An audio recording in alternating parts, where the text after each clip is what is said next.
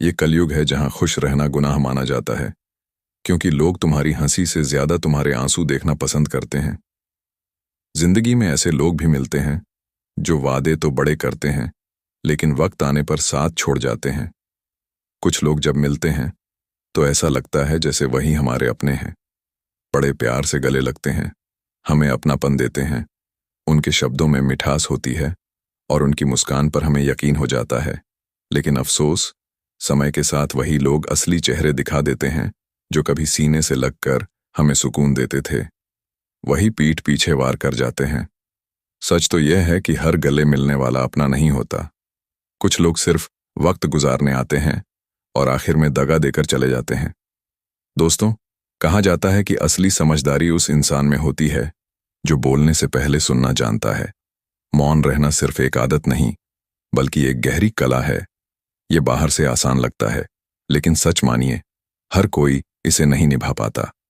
अक्सर लोग सोचते हैं कि चुप रहने से इंसान कमजोर दिखता है, लेकिन हकीकत इससे बिल्कुल उलट है।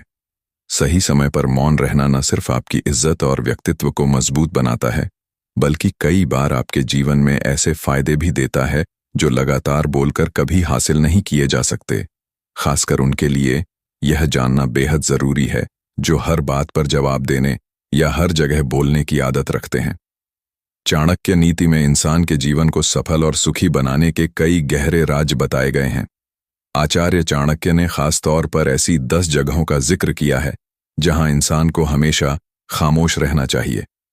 उनका मानना था कि जो व्यक्ति इन स्थानों पर चुप रहना सीख लेता है, वह जीवन भर सुख और सम्मान के साथ जीता है।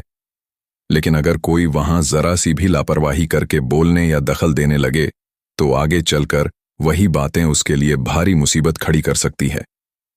तो आइए जानते हैं वे कौन सी 10 जगहें हैं जहां पर चुप रहना ही सबसे बड़ी समझदारी मानी जाती है। पहला स्थान, जहां लड़ाई झगड़ा चल रहा हो। आचार्य चाणक्य कहते हैं कि जहां पर झगड़ा हो रहा हो, वहां इंसान को हमेशा खामोश रहना चाहिए।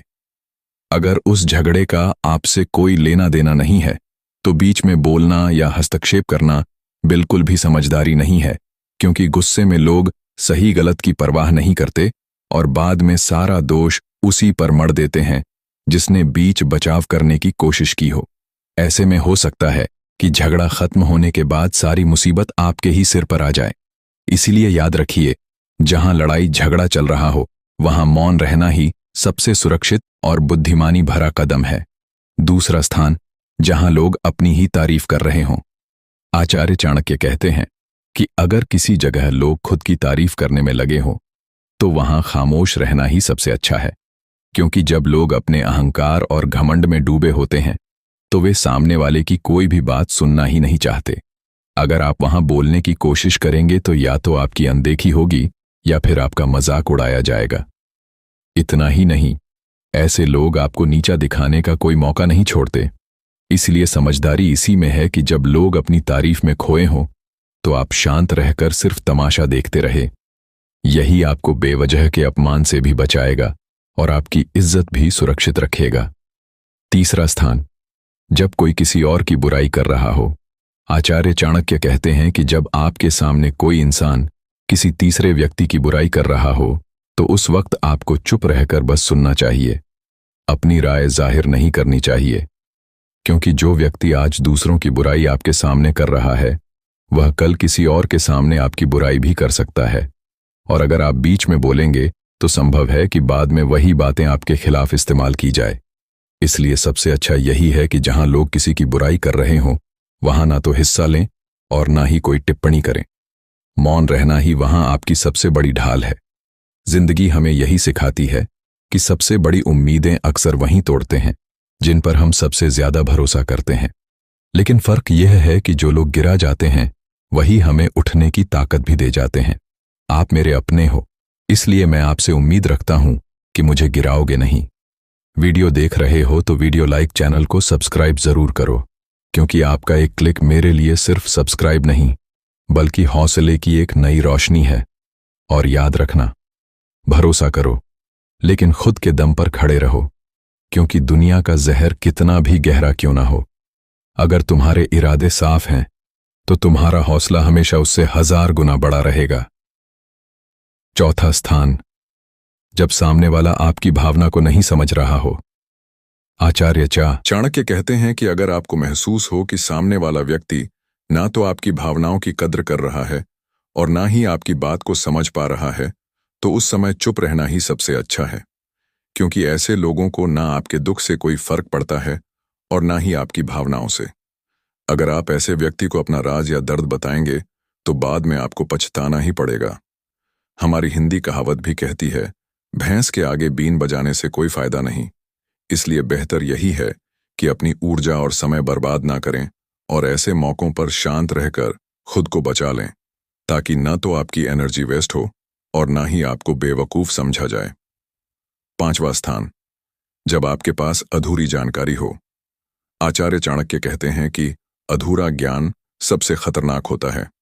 अगर आपको किसी विषय या घटना के बारे में पूरी जानकारी नहीं है, तो उस समय चुप रहना ही सबसे अच्छा विकल्प है, क्योंकि अधूरी जानकारी न केवल आपको मजाक का पात्र बना सकती है, बल्कि कई बार यह आपको बड़ी मुसीबत में भी फंसा देती है। इतना ही नहीं, आपके अधूरे ज्ञान के कारण किसी और को भी नुकसान हो सकता है। इसलिए याद रखिए, सलाह या ज्ञान तभी दीजिए जब आप उस चीज के बारे में पूरी तरह से जानते हों, वरना समझदारी इसी में है कि चुप रहें और सही समय पर सही बात कहें। छठा है, जब कोई इंसान अपना दुख व्यक्त कर रहा हो। यदि कोई इंसान अपने दुख या परेशानी के बारे में आपको बता रहा है, तो इसका मतलब यह है कि वह आप पर भरोसा करता है और आपको अपना समझ रहा है। ऐसे में तुरंत ही उसे समाधान बताने के बजाय चुप रहकर उसकी दुखद या समस्या को ध्यानपूर्वक अच्छे से सुने। उसके बाद अगर आपने कभी अपनी जिंदगी में वैसी परिस्थिति का सामना किया हो और आपको यह पता हो कि ऐसी परिस्थिति में क्या करना सही होगा, तभी जाकर ही आप उसको उसके परेशानी अनुसार समाधान दें। यदि आपको नहीं पता कि उस समय क्या करना चाहिए, तब आपके लिए चुप रहना ही बेहतर होगा। ऐसा इसलिए क्योंकि गलत सलाह देने से उसकी परेशानी और भी बढ़ सकती है, और सबसे जरूरी बात यह है कि आप उसके दुख या समस्या को गुप्त ही रखें, किसी और को ना बताएं। सातवां स्थान, जब किसी मुद्दे से आपका कोई संबंध ना हो। अगर आपका किसी मुद्दे से कोई संबंध ना हो, तो वहां आपका चुप रहना बनता है। बिना किसी वजह अगर आप दूसरों के मुद्दों पर बोलेंगे, तो यह आपके लिए अनिष्ट कार्य रहेगा। इसमें केवल और केवल आपका ही नुकसान होगा। आप तब तक चुप रहे जब तक आपको उस मुद्दे को लेकर कुछ पूछा ना जाए। इसके अलावा अगर आपको उस मुद्दे के बारे में कोई स्पष्ट जानकारी नहीं है, तो तब भी आप चुप रहो। बेवजह दूसरों के मुद्दों पर दखल देने से आपकी भारी बेइज्जती हो सकती है। नौवां है, जब आप बिना चिल्लाए बात ना कर पाते हो। जब हम बिना शोर शराबे के अपने विचारों को संवेदनशीलता से व्यक्त करते हैं, तो सामने वाला व्यक्ति हमारी बातों को सुनता है और हमारी भावनाओं को भी समझता है। लेकिन ऊंची आवाज में बात करना सामने वाले के मन में गलत असर डालता है। चिल्लाकर बात करने से सामने वाले को हमारी बातें अप्रासंगिक लगने लगती हैं और उसे लगता है कि हम अपनी बातों को जबरदस्ती मनवाने की कोशिश कर रहे हैं। यही अनचाहे नतीजों का कारण बनता है। इसीलिए हमें कभी चिल्लाकर या ऊंची आवाज में बात नहीं करनी चाहिए। अगर आप बिना चिल्लाए कोई बात नहीं कह सकते, तो वहां चुप रहने में ही आपकी भलाई है। किसी पर चिल्लाने से आपके व्यवहार के बारे में पता चलता है और लोग आपसे दूर भागने लगते हैं। आठवां है, जब कोई व्यक्ति आप पर क्रोधित हो या आपसे झगड़ा कर रहा हो। आचार्य चाणक्य कहते हैं कि जब कोई आपका करीबी या परिचित इंसान आपसे गुस्से में झगड़ रहा हो, तो उस वक्त आपका चुप रहना ही सबसे बुद्धिमानी भरा कदम है, क्योंकि गुस्से की अवस्था में व्यक्ति अपने मन और शब्दों पर नियंत्रण नहीं रख पाता। ऐसे में अगर आप भी उसके साथ बहस करने लगेंगे, तो जो बात कल आसानी से सुलझ सकती थी, वह और बिगड़ जाएगी। लेकिन अगर आप शांत रहेंगे और धैर्य से सब सह लेंगे, तो जब उसका गुस्सा ठंडा होगा, वही इंसान खुद पछताएगा और शर्मिंदा होकर आपके पास आकर माफी भी मांगेगा।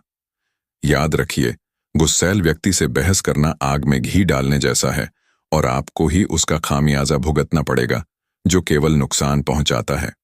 इसलिए ऐसे समय पर मौन रहना ही सबसे सुरक्षित और समझदारी भरा कदम है। 10वां स्थान, किसी के बारे में बिना वजह मत बोलो। नीति शास्त्र कहता है कि असली समझदारी उसी में है जो अपने मोह को काबू में रखकर बुद्धि से काम लेता है। बिना जरूरत के किसी के बारे में बोलना, बेवजह दूसरों के मामलों में दखल देना या गलत जगह मुंह खोलना हमेशा नुकसानदायक साबित होता है। कई बार हमारी चुप्पी हमें बड़ी मुसीबत से बचा लेती है, जबकि बेवजह